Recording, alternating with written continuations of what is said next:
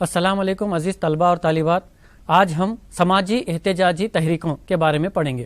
بچوں، آپ لوگوں نے صنعتی انقلاب کے بارے میں پڑھا ہی ہے کہ یورپ میں کس طرح سے صنعتی انقلاب رونما ہوا، صنعتی انقلاب دنیا میں کس طرح اپنا رول نبھایا اور دنیا کو ایک طرح سے نوآبادیاتی نظام میں تبدیل کیا۔ اس میں اہم رول رہا ہے صنعتی انقلاب کا، اس کے بعد سرمایہ داریت کا۔ تو اسی کو ہم تفصیلی طور پر آج ہماری اس سبق میں پڑھیں گے۔ تو بچوں، سب سے پہلے آئیے ہم اس سبق کے اہم نکات پر نظر ڈالتے ہیں۔ سماجی اور احتجاجی تحریکیں۔ بچوں، اس کے اہم نکات میں سب سے پہلے ہے صنعتیانہ کے مضر اثرات سماج اور قوم پر۔ اس کے بعد ہم دیکھیں گے فرانسیسی انقلاب کے مثبت اثرات سماج اور مزدور طبقے پر۔ اس کے بعد تیسرا اہم نقطہ جس پہ ہمیں آج دیکھنا ہے وہ ہے انگلینڈ میں مزدوروں کی ابتدائی تحریکیں کس طرح سے رونما ہوئی۔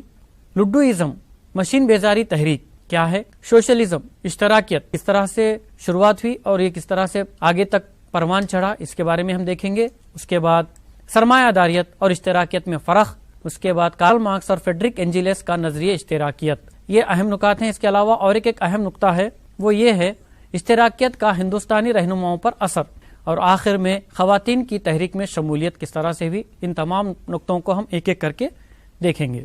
سب سے پہلے آج کا ہمارا پہلا نقطہ ہے صنعتیانہ کے مضر اثرات سماج اور قوم پر۔ دیکھیے بچوں، صنعتیانہ سے مراد ہے صنعتی انقلاب، یعنی سماج میں وہ تمام تبدیلیاں رونما ہونا جو صنعت کے ذریعے سے آئی، نئی نئی انڈسٹریز، نئے نئے ایجادات کی وجہ سے جو تبدیلیاں رونما ہوئی، ہم اسے صنعتی انقلاب سے موسوم کرتے ہیں۔ صنعتی انقلاب وہ انقلاب ہے جو 15ویں صدی میں نئی نئی ایجادات کے ذریعے رونما ہوا۔ آپ نے دیکھا بچوں، صنعتوں کی سب سے پہلی ایجادات انگلینڈ، فرانس اور یورپ کے کئی ممالک میں پیش آئی، تو اس کا اثر پوری دنیا پر دیکھا گیا۔ کیا کیا ہوا، نئی نئی مشینوں کا جو ایجادات ہوئیں، اس سے کیا کیا تبدیلیاں رونما ہوئیں، اس کے اثرات کیا ہوئے۔ انسانی احساسات، جذبات پر منطق، سائنس اور ٹیکنالوجی کو فوقیت۔ انسان کے احساسات، جذبات کا کوئی اثر و رسوخ باقی نہیں رہا۔ لوگوں میں برے سے برے اور بدتر سے بدتر حالات پنپے، لیکن اس کا بڑے لوگوں پر یعنی صنعتیانہ کے جو امیر طبقہ ہے اس پر کوئی اثر نہیں ہوا۔ زیادہ اثر جو نا چھوٹے طبقے، غریب طبقے پر ہوا۔ سماج کی دو حصوں میں تقسیم عمل میں آئی، ایک غریب محنت کش طبقہ ہوا اور دوسرا امیر دولت مند طبقہ ہوا۔ ایک طبقہ کسان طبقہ تھا تو دوسرا طبقہ ہاتھوں سے کاریگر، دستکاری کا طبقہ اور بنکر طبقے، یہ تمام طبقوں پر بہت برا اثر پڑا۔ دولت مند جو لوگ تھے وہ اور امیر ہوتے گئے اور دولت کماتے چلے گئے۔ اس دولت کی لالچ نے انہیں غریبوں کو اندھیرے کنویں کی طرف ڈھکیل دیا۔ یہ صنعتیانہ کے مضر اثرات رہے جو کافی دیر تک ہمیں دیکھنے میں ملتے ہیں۔ اس کے بعد چھوٹی سی کرن جسے کہیں گے ہم، وہ نظر آئی فرانسیسی انقلاب کے ذریعے۔ فرانسیسی انقلاب کے مثبت اثرات سماج اور مزدور طبقے پر۔ فرانس کا انقلاب جو کہ 1790 میں آیا، آزادی، مساوات اور بھائی چارگی کے درس کو عام کیا۔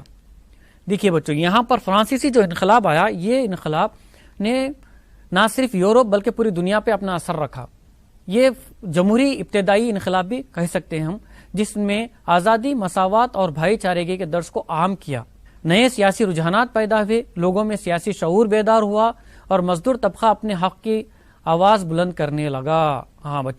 تو بچوں، آپ نے دیکھا کس طرح سے صنعتی انقلاب کا اثر رونما ہوا۔ صنعتی انقلاب نے پوری دنیا پہ اپنا اثر و رسوخ چھوڑا، جس کی وجہ سے سماج دو حصوں میں بٹ گیا، ایک غریب محنت کش طبقہ، دوسرا امیر ترین طبقہ جو کارخانوں اور فیکٹریوں کا مالک طبقہ تھا۔ ان دونوں کے درمیان بہت بڑی خلیج پیدا ہو گئی، امیر امیر ہوتے چلے گئے، غریب غریب ہوتے چلے گئے۔ یہ سماج کا بہت ہی برا اثر دیکھنے میں آیا صنعتی انقلاب کے بعد۔ اس کے بعد ان لوگوں میں ایک نئی کرن پیدا ہوئی، وہ تھی فرانسیسی انقلاب۔ فرانس میں ایک اہم انقلاب آیا جسے ہم فرانسیسی انقلاب کہتے ہیں، جو کہ 1790 میں آیا۔ اس انقلاب نے پوری دنیا میں جمہوری اصولوں کی ابتدا کی، جس میں آزادی، مساوات اور اخوت، جسے ہم بھائی چارہ کہتے ہیں، اس کو عام کرنے میں اہم رول ادا کیا۔ اس انقلاب نے پورے جو طبقہ تھا، جو محنت کش طبقہ تھا، مزدور طبقہ تھا، ان کی آنکھیں کھولی۔ انہیں یہ محسوس ہوا کہ ہم بھی اپنے حق کی آواز بلند کر سکتے ہیں، ہماری آواز کو بھی دو لوگوں تک پہنچا سکتے ہیں۔ انگلینڈ میں اس کی شروعات ہوئی جب انگلینڈ میں مزدور طبقے نے اپنی آواز اٹھائی۔ دیکھیں گے بچوں کہ انگلینڈ میں کیا ہوا، کس طرح سے جو ہے نا مزدور طبقے نے اپنی آواز کو بلند کیا اور یہ آواز کہاں تک گونجی اور اس کا اثر دوسرے یورپی ممالکوں پر کس طرح سے پڑا ہم دیکھتے ہیں۔ انگلینڈ میں مزدوروں کی ابتدائی تحریکیں۔ انگلینڈ کے کارخانوں میں کام کی سختیوں کے خلاف سیاسی احتجاج بڑھتا رہا۔ مزدوروں نے حق کے رائے دہی کے لیے تحریک چلائی۔ حکومت نے نئے قوانین کے ذریعے مزدوروں کے حق احتجاج کو مسترد کر دیا۔ دیکھیے یہ ایک حلق تلفی ہے مزدوروں کی جو حکومت نے کی، جس کی وجہ سے ایک انقلاب برپا ہوا۔ انگلینڈ ایک لمبے عرصے تک یعنی 1792 سے 1815 تک فرانس کے ساتھ جنگ کرتا رہا، جس کے نتیجے میں انگلینڈ اور یورپ کے درمیان تجارت معطل رہی۔ کارخانوں کو بند کرنا پڑا، جس کی وجہ سے بے روزگاری بڑھتی رہی۔ 1795 میں پارلیمنٹ میں 2 قوانین پاس کیے، جس کی روح سے تحریر کے ذریعے عوام کو مشتعل کرنا، تحریر کے ذریعے نفرت پیدا کرنا، بادشاہ کے عدل حکمی دستور حکومت کی خلاف ورزی کو غیر قانونی قرار دیا گیا اور 50 سے زائد لوگوں کے اجتماع پر امتناع عائد کیا گیا۔ اس کے باوجود اولڈ کرپشن کے خلاف احتجاج جاری رہا۔ یہ اصطلاح مطلق العنان اور پارلیمنٹ کو حاصلہ مراد کے لیے استعمال ہوتی ہے۔ اراکین پارلیمنٹ زمیندار، صنعتکار اور پیشہ ور مزدوروں کو حق رائے دہی عطا کرنے کی مخالفت کر رہے تھے۔ وہ کارن لاس کی تائید کر رہے تھے جو سستی غذائی درآمد کو اس وقت تک روک سکتے تھے۔ تو یہاں پر جو نیا قانون پیش کیا گیا جسے کارن لاس کہا جاتا ہے، اس کے تحت یہ کہا گیا کہ مزدور اپنی آواز کو بآواز بلند نہیں اٹھا سکتے، یعنی ایک جگہ 50 سے زیادہ لوگ جمع ہو کر احتجاج نہیں کر سکتے۔ اور یہاں پر صنعتکار طبقہ تھا، جو فیکٹریوں کے مالک تھا، انہیں یہ اختیار دیا گیا کہ آپ اپنی پروڈکشن، اپنی پیداوار کو اپنے حساب سے تیار کر سکتے ہیں اور اس کو اپنے حساب سے پہنچا سکتے ہیں، یعنی قیمتوں کو کنٹرول ان کے ہاتھوں میں آ گیا۔ وہ کس طرح سے؟ اگر یہ چاہتے تو پیداوار کی جو چیزیں ہیں اسے اپنی جگہ بند کر کے اپنے گوداموں میں رکھ دیتے تھے، اور جیسے اس کی مانگ بڑھتی، اس کی طلب میں اضافہ ہوتا، وہ جو ہے نا چیزوں کو باہر لاتے تھے، جس کی وجہ سے اس کی قیمتوں میں اضافہ ہو جاتا تھا۔ یہ ایک بہت ہی برا اثر دیکھنے میں آیا، جس کی وجہ سے مزدور مشتعل ہو گئے۔ ان لوگوں نے اپنی بنیادی ضرورت جو کہ روٹی ہے، اس کی قیمتوں میں اضافے کے خلاف آواز اٹھائی، اور یہ آواز دنگوں میں تبدیل ہو گئی۔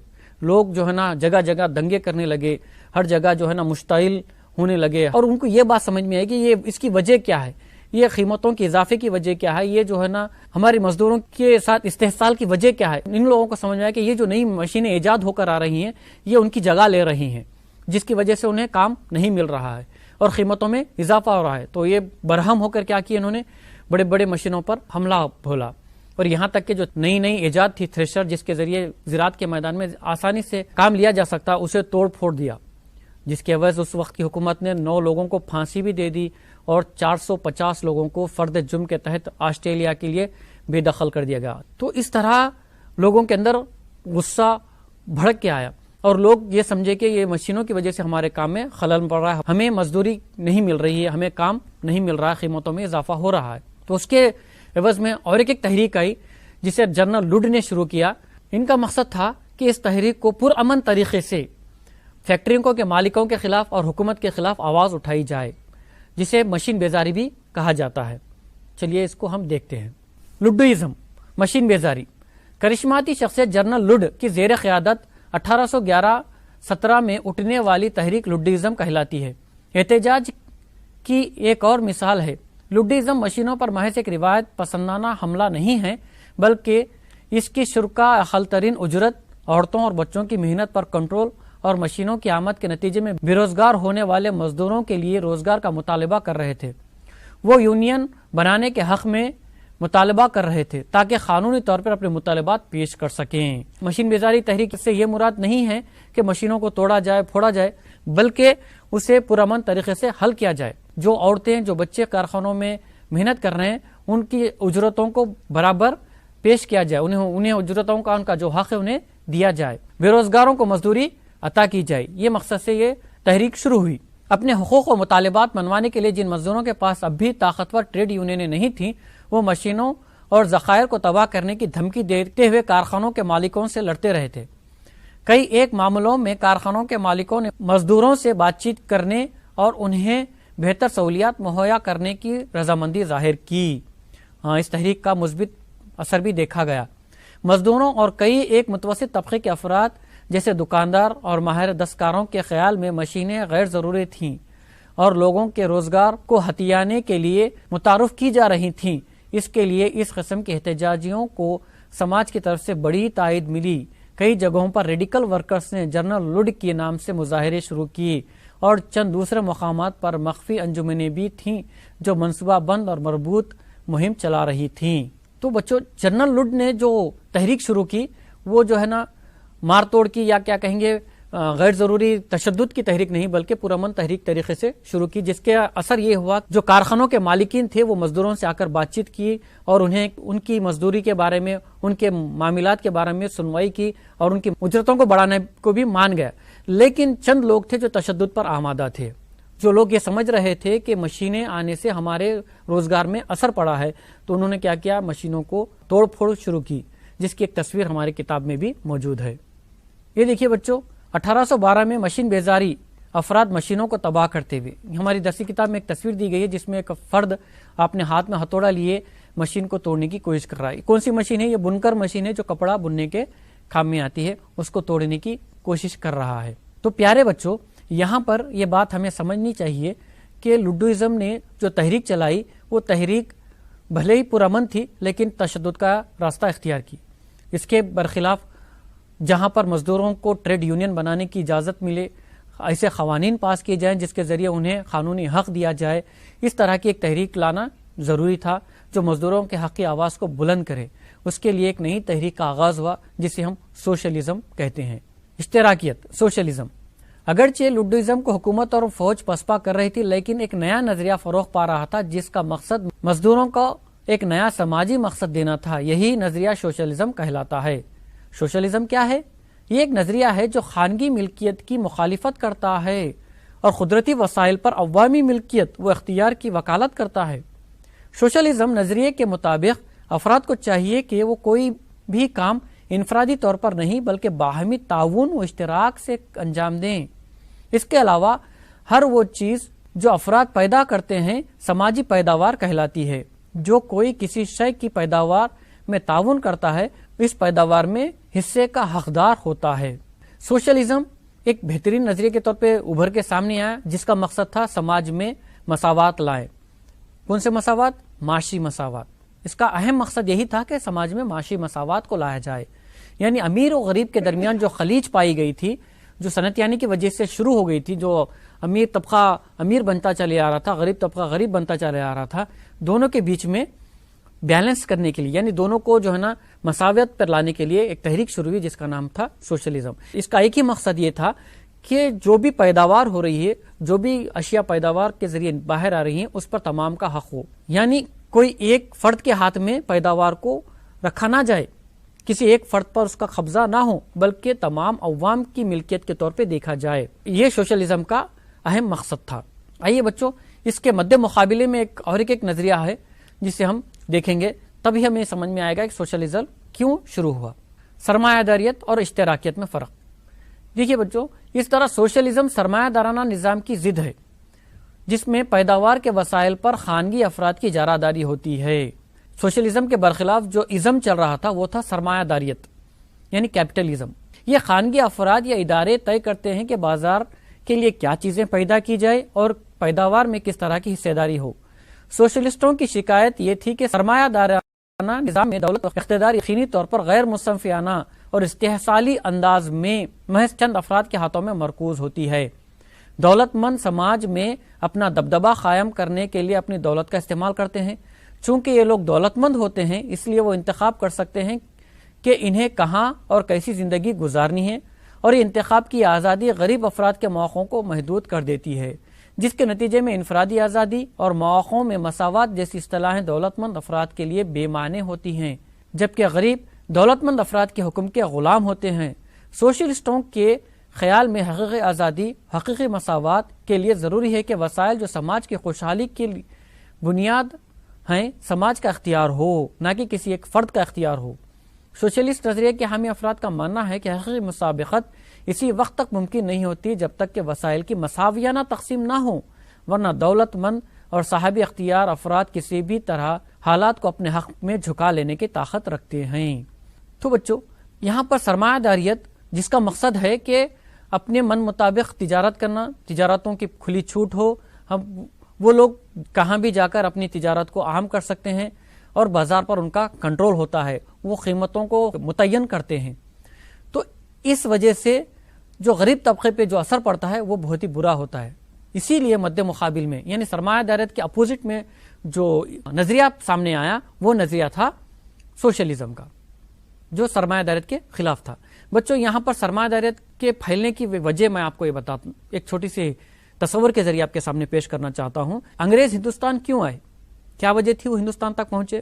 اس کی ایک ہی وجہ تھی کہ وہ ہندوستان کاروبار کی غرض سے آئے. کیوں بھائی؟ وہاں ان کے پاس کاروبار نہیں ہو رہا تھا، وہ ہندوستان تک کیوں آئے؟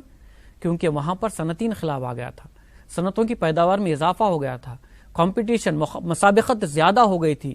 سمندروں کا سفر طے کرتے وہ ہندوستان تک پہنچے.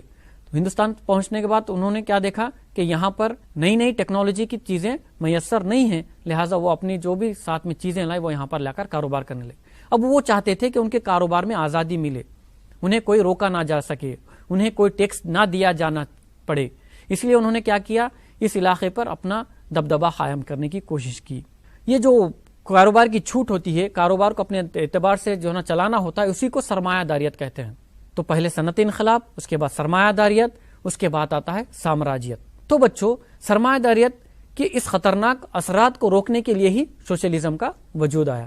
سرمایہ داریت کی اثر کس طرح سے ہو سکتا ہے، ایک تصویر سے آپ کو میں دکھانا چاہوں گا. سرمایہ داریت کے اثر کو یہاں بتلانے کی کوشش کی گئی ہے، جو میگزین سے لیا گیا ہے. اس وقت ایک کارٹونسٹ نے اسے چھاپا تھا، کیپٹلزم. یہاں پر اس طرح کی چین سسٹم بتایا گیا ہے کہ دیکھیے یہاں نیچے جو افراد ہیں یہ تمام لوگ کاریگر لوگ ہیں، مزدور لوگ جو ہے نا اونچے پیشے وارانہ لوگ کو اپنے اوپر رکھا ہے. ان کے اوپر کون ہے؟ ان کے اوپر جو ہے نا فوج ہے، پولیس طبقہ ہے، جو ہے نا اس وقت بادشاہوں کے اشاروں پہ کام کرنے والے وہ لوگ ہیں. اس پر کون ہیں؟ مذہبی افراد ہیں، پیشوا ہیں، یا کیا کہتے ہیں پادری لوگ ہیں، جو لوگوں کو جو ہے نا اپنے من مطابق نئے نئے اصول بتا رہے تھے. اس پر کون ہے؟ یہ ہیں حکومت کرنے والے لوگ، جو تمام لوگوں پر حکومت کر رہے ہیں. تو یہاں پر یہ بتانے کی کوشش کی گئی ہے کہ محنت کون کرتا ہے اور اس کا فائدہ کس کو ہوتا ہے. دیکھیے بچے تصویر عیاں کر رہی ہے کہ محنت کرنے والے کوئی ہے اور ہیں، اس کا فائدہ اٹھانے والے کوئی اور ہیں. تو اس تصویر میں یہ بیدار کرنے کی کوشش کی گئی کہ جو ہے نا کیپٹلزم کتنا خطرناک ہو سکتا ہے. سرمایہ داریت کے خلاف سوشلزم کے نظریے کو عام کرنے کے لیے اس وقت دو افراد سامنے آئے، اس کے بارے میں ہم دیکھیں گے. دو لوگوں میں سے ایک ہیں کارل مارکس، دوسرے ہیں فریڈرک اینجلس. انہوں نے سوشلزم کو عام کرنے میں، سوشلزم کو پروان چڑھانے میں اپنا رول ادا کیا ہے. اس پر ہم ایک نظر ڈالتے ہیں. کارل مارکس اور فریڈرک اینجلس کا نظریہ اشتراکیت یعنی سوشلزم کا نظریہ. کارل مارکس اور اینجلس نے اعتراض کیا کہ پیداوار کے لیے کارخانوں میں کام کرنے والے مزدوروں کو اپنی کوئی جائیداد نہیں، لیکن وہ ہمیشہ پیداوار کے لیے ضروری اور لازمی ہیں. پھر بھی ان کا یعنی مزدوروں کا استحصال کیا جاتا ہے تاکہ سرمایہ داروں کے نفع میں اضافہ جاری رہ سکے. اس لیے مزدوروں کو مجبور کیا جائے کہ وہ بہتر اجرتوں کے لیے سرمایہ دارہ نظام ہی کے خاتمے کے لیے لڑیں.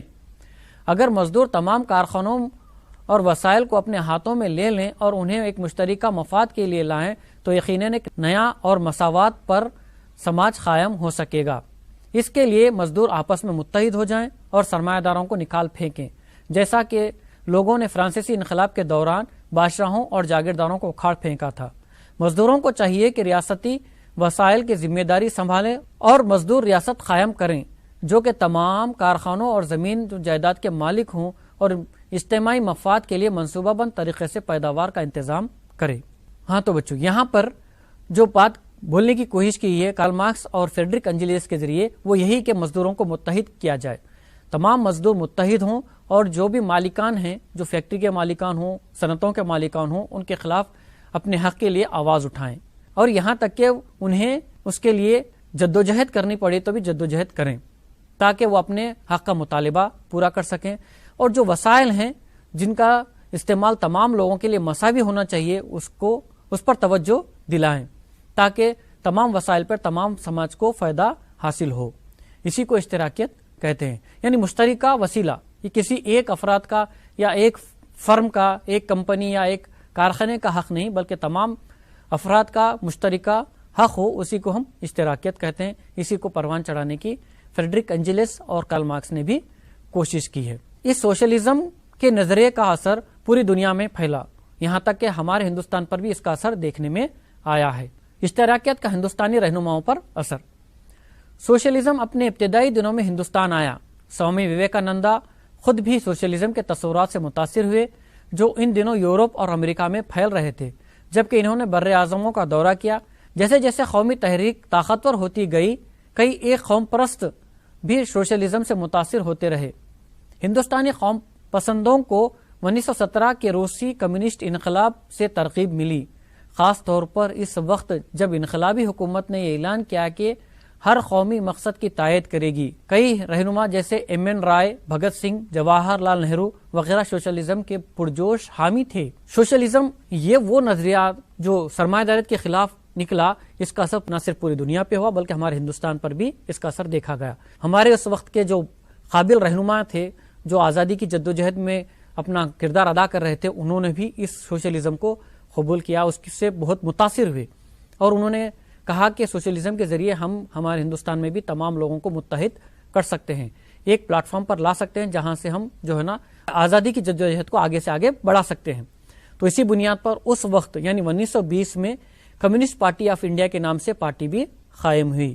تو بچوں یہاں پر یہ بات سمجھنے کی کوشش کرنا ہے کہ ہمیں سماجی اور احتجاجی تو تحریکیں ہوئیں، اس کا اثر پوری دنیا پہ دیکھا گیا۔ انہوں نے پوری دنیا میں شعور کو بیدار کیا، لوگوں میں استحصال سے روکا جا سکے، مزدوروں پہ جو ظلم زبر ہو رہا تھا اسے کم کیا جا سکے، اس کو ختم کیا جا سکے، اور جو ہے نا لوگوں کے اندر سیاسی شعور پیدا کیا جا سکے۔ اس لیے جو ہے نا سوشلزم نے اپنا اہم رول ادا کیا، مختلف احتجاج کے ذریعے، مختلف طریقوں کے ذریعے یہ جو ہے نا دنیا میں عام ہوا۔ اس تحریک میں آپ یہ سمجھیں گے کہ صرف مرد حضرات ہی شامل تھے؟ نہیں، اس تحریک میں اس کا اثر خواتین پر بھی پڑا۔ اس تحریک میں خواتین بھی شانہ بشانہ اس تحریک میں شامل ہوئیں اور اپنے حق کی آواز کو انہوں نے بھی بلند کیا۔ چلیے ہم تھوڑا خواتین کی تحریکوں پر بھی نظر ڈالتے ہیں۔ خواتین کی تحریک عہد وسطیٰ اور ابتدائی عہد جدید کے دوران دنیا کے تمام خواتین بشمول یورپ کے مردوں کی اجارہ داری قائم تھی۔ انہیں جائیداد یا شہری حقوق جیسے ووٹ وغیرہ دینے کا حق نہیں تھا۔ خواتین زیادہ تر گھریلو کام کاج جیسے پکوان، بچوں کی پرورش اور گھر میں موجود بڑوں کے خیال رکھنا اور مردوں کے کام میں ہاتھ بٹانا تک محدود تھیں۔ اس صورتحال میں تبدیلی صنعت آنے کی وجہ سے آئی، جب خواتین نے زیادہ تعداد میں صنعتوں میں کام کرنا شروع کیا۔ اس طرح خواتین کام اور کمانے کے لیے گھروں سے باہر نکلی اور انہوں نے اپنی الگ پہچان بنائی اور سماج میں اپنے کردار کو ثابت کیا۔ انہوں نے کہا کہ تمام انسان مساوی ہیں کے اصول پر زور دینا شروع کیا، چاہے وہ مرد ہو یا عورت۔ ہاں تو بچوں، خواتین نے اپنی آواز کو بلند کیا۔ کیونکہ ان کے پاس بھی شعور آ چکا تھا۔ خواتین بھی مردوں کے شانہ بشانہ کارخانوں میں کام کر رہی تھیں، انہیں بھی احساس ہو رہا تھا کہ وہ بھی کما سکتی ہیں، وہ بھی گھر کو چلا سکتی ہیں، تو وہ چاہ رہے تھے کہ انہیں بھی مردوں کے برابر حق دیا جائے۔ اسی کا اثر کہاں دیکھا گیا؟ فرانسیسی انقلاب میں دیکھا گیا۔ فرانسیسی حکومت نے مردوں کا حقوق کا اعلان نامہ جب تیار کیا تو اس وقت خواتین نے آواز اٹھائی کہ خواتین کے لیے بھی حقوق کا الگ سے اعلان نامہ تیار کیا جائے، لیکن اسے فرانسیسی حکومت نے منظور نہیں کیا۔ لیکن پھر بھی یہ خواتین اپنی آواز کو بلند کرتے گئی اور آگے بڑھاتے گئی۔ 1830 اور 1870 کے دوران آبادی کے تمام طبقات کو ووٹ دینے کے حق کی تحریک زور پکڑی۔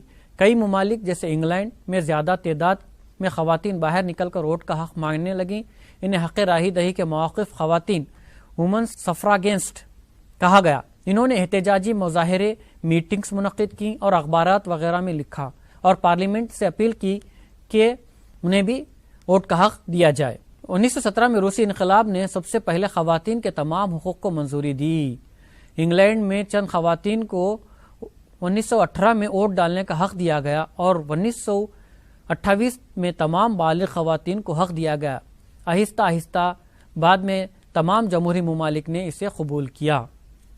ہاں تو بچوں، آپ نے دیکھا کہ 1830 تک خواتین کا کوئی حق نہیں تھا، لیکن بعد میں انہوں نے اپنے حق کے لیے آواز اٹھائی تو سب سے پہلے 1917 میں روس نے خواتین کو ووٹ دینے کا حق دیا۔ اسی کی بنا پر انگلینڈ میں 1918 میں بھی چند مخصوص خواتین کو ووٹ دینے کا حق دیا، لیکن بعد میں 1928 میں تمام بالغ رائے دہی میں تمام خواتین کا حصہ ہے۔ اس طرح سے باضابطہ انہیں قانونی حق ملا۔ تو بچوں، یہاں پر ہمیں یہ سمجھنے کی ضرورت ہے کہ کوئی بھی حق ہمیں یوں ہی نہیں ملتا، اس کے لیے ہمیں احتجاج کرنا پڑتا، اپنی آواز کو بلند کرنا پڑتا ہے، تبھی انہیں ان کا حق ملتا ہے۔ تو بچوں، آج ہم نے سماجی اور احتجاجی تحریکوں کے بارے میں تفصیلی طور پر دیکھا۔ اب ہم نے کئی ممالک کے نام لیے، جیسے روس، انگلینڈ، فرانس، جرمنی وغیرہ۔ اسی کو اب ہم نقشے میں ایک بار دیکھ لیتے ہیں تاکہ ہمیں پتہ چلے کہ کون سا ملک کہاں پر ہے۔ یہ دیکھیے بچوں، یورپ کا نقشہ ہے، جس میں یہ جو سب سے بڑا ملک نظر آ رہا ہے یہ روس ہے۔ اس کے بعد ہم یہاں دیکھتے ہیں جزیرہ جو بیچ میں نظر آ رہا ہے، اسے ہم انگلینڈ کہیں گے۔ UK یونائٹڈ کنگڈم، جس میں 3 ممالک شامل ہیں، انگلینڈ، آئرلینڈ اور اسکاٹ لینڈ۔ یہ ممالک ملا کر UK کہتے ہیں، لیکن ایکچولی یہ جو ملک ہے یہ انگلینڈ ہے۔ اسی کے نیچے اگر دیکھیں گے ہم تو فرانس ہے، یہاں پر اسپین ہے، یہ پرتگال ہے، یہ اٹالی ہے، یہاں پر درمیان میں جرمنی ہے، یہ پولینڈ ہے۔ یہ تمام اہم ممالک ہیں جن کا دنیا کے انقلاب میں اہم رول رہا ہے، چاہے روس ہو، چاہے فرانس ہو، چاہے انگلینڈ ہو، چاہے اطالیہ ہو، یا چاہے جرمنی ہو۔ یہ تمام وہ ممالک ہیں جنہوں نے انقلابات رونما کیے اور ان کے انقلابات کا پوری دنیا پہ اثر پڑا۔ دیکھنے میں یہ ممالک چھوٹے نظر آتے ہیں، لیکن ان کا نام دنیا میں آج بھی بڑے ہی معتبر انداز سے لیا جاتا ہے۔ تو چلیے بچوں، آج ہم اس سبق میں جو بھی معلومات حاصل کیے اس کے تعلق سے چند سوالات میں آپ کو دیتا ہوں، اپنی معلومات کو بڑھائیے۔ بچوں، پہلا سوال میں یہاں پر رکھا ہوں، وہ ہے صنعتی انقلاب کے اثرات پر اپنی رائے دیں۔ آپ کیا سمجھتے ہیں صنعتی انقلاب کے اثرات کس طرح سے مرتب ہوئے؟ آپ اپنی رائے دینا ہے یہاں پر۔ دوسرا سوال ہے کارن لاس کی وجہ سے انگلینڈ میں کیا تبدیلیاں رونما ہوئی؟ یہ جو قانون بنا جس کے ذریعے محنت کش طبقے کو اور امیر طبقے کو کیا فائدے ہوئے، اس کے بارے میں آپ مزید اپنی درسی کتاب کی مدد سے معلوم کر کے لکھیے۔ تیسرا سوال ہے جنرل لوڈ نے کس طرح اپنی تحریک کو چلایا، اور اپنے الفاظ میں لکھیے۔ وہ اپنی تحریک کو کس طرح سے چلائے وہ آپ جانتے ہیں، اسے اپنے الفاظ میں لکھیے۔ اور چوتھا سوال، یہ اہم سوال ہے بچوں، سرمایہ داریت اور اشتراکیت میں کیا فرق ہے، اسے لکھیے۔ اور پانچواں سوال، اشتراکی نظریے نے ہندوستان کو کس طرح سے متاثر کیا، اس کے اثرات ہمارے ہندوستان پر بھی پڑے، ہم نے کہا وہ کس طرح سے پڑے، اس کا جواب لکھنا ہے۔ اور آخر میں چھٹواں سوال، مساوات کے حصول کے لیے خواتین کی تحریکات کس طرح کامیاب ہوئیں، اس کو آپ کو اپنی بیاضوں میں لکھنا ہے۔ تو بچوں، آج ہم نے 9ویں جماعت کے لیسن سماجی احتجاجی تحریکوں کے بارے میں مکمل معلومات حاصل کی ہیں۔ انشاءاللہ اگلی جماعت میں پھر دوبارہ ملیں گے ہم۔